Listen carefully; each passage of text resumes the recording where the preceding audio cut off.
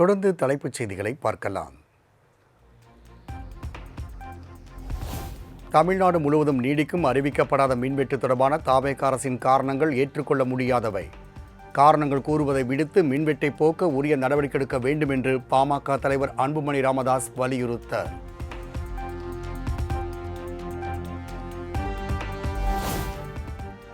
நீலகிரி மாவட்டம் குன்னூர் நகராட்சி நிர்வாகத்தை கண்டித்து வியாபாரிகள் கடை அடைப்பு போராட்டம். பழைய கடைகளை இடித்து புதுப்பித்து கட்டும் பணிக்காக தற்போதுள்ள கடைகளை காலி செய்யுமாறு நோட்டீஸ் வழங்கியதற்கு எதிர்ப்பு.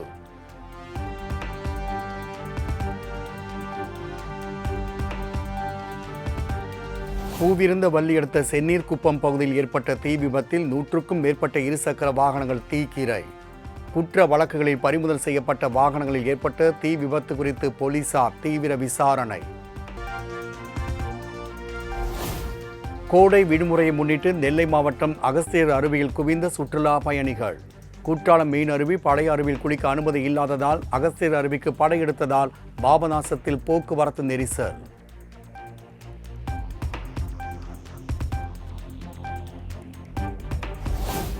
கன்னியாகுமரியில் உள்ள பிரபல சுற்றுலா தலமான திருப்பரப்பு அருவியில் குவிந்த சுற்றுலா பயணிகள். வெப்பத்திலிருந்து தனித்துக் கொள்ளும் வகையில் குழந்தைகள் முதல் முதியோர் வரை அருவியில் உற்சாக குளியல்.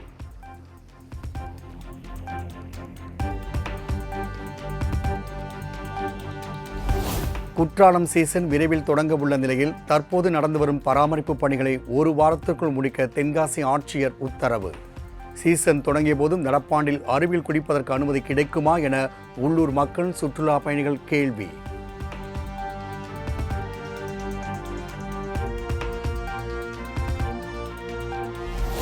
நல்ல மழை பெய்து விவசாயம் செழிக்க வேண்டி காரைக்குடி அருகே தாமரை கண்மாய் நடந்த ஊத்தா மீன்பிடி திருவிழா. ஆயிரக்கணக்கானோர் ஊத்தா கூடைகளை கொண்டு வந்து போட்டி போட்டு கட்லா, விரால், கெண்டை உள்ளிட்ட மீன்களை பிடித்து மகிழ்ச்சி.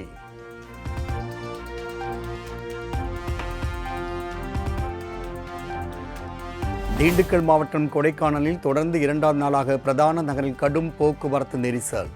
கோடை சீசனை ஒட்டி பல்வேறு மாவட்டங்களில் இருந்து சுற்றுலா பயணிகள் படையெடுத்து வருவதால் வாகனங்கள் நகர முடியாமல் அணிவகுப்பு.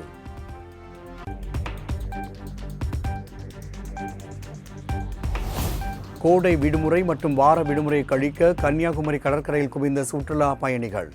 வானில் மேகமூட்டம் காரணமாக சூரியன் தென்படாமல் போக்கு காட்டியதால் ஏமாற்றம்.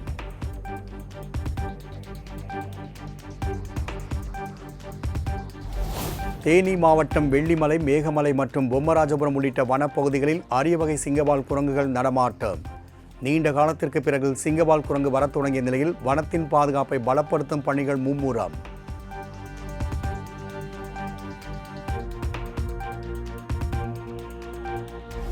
பக்ரீத் பண்டிகை முன்னிட்டு திருவண்ணாமலை மற்றும் போச்சம்பள்ளியில் களை கட்டிய வாரச்சந்தை. ஆடு, கோழிகள் விற்பனையில் இன்று ஒரே நாளில் மட்டும் 2 கோடி ரூபாய் வரை எட்டியதால் வியாபாரிகள் மகிழ்ச்சி.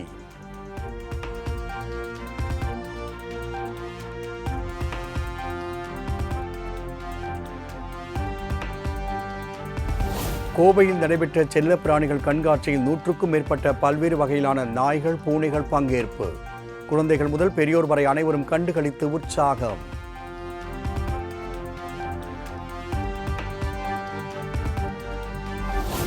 கோடை விடுமுறை மற்றும் வார விடுமுறை முன்னிட்டு திருப்பதி ஏழுமலையான் கோவிலில் குவிந்த பக்தர்கள். நேற்று ஒரே நாளில் 1 லட்சம் பேர் சாமி தரிசனம் செய்த நிலையில் நேற்று மற்றும் கோவில் உண்டியலில் 3,76,00,000 ரூபாய் வசூல்.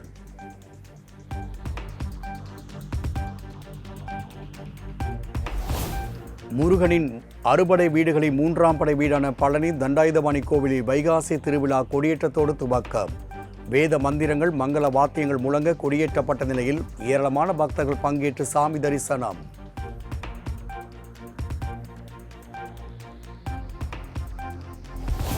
கோடை விடுமுறையை முன்னிட்டு தமிழகத்தின் புகழ்பெற்ற தலமான வேளாங்கண்ணி மாதா கோவிலில் குவிந்த பக்தர்கள்.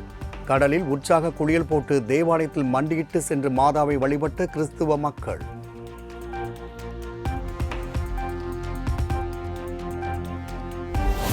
திருவண்ணாமலை அண்ணாமலையார் கோவிலில் விடுமுறை நாளான இன்றும் ஆயிரக்கணக்கான பக்தர்கள் சாமி தரிசனம். நீண்ட வரிசையில் காத்திருந்த பக்தர்கள் சிலர் கூட்ட நெரிசல் மயக்கமடைந்த நிலையில் தாகத்திற்கு தண்ணீர் கூட தரவில்லை என புகார்.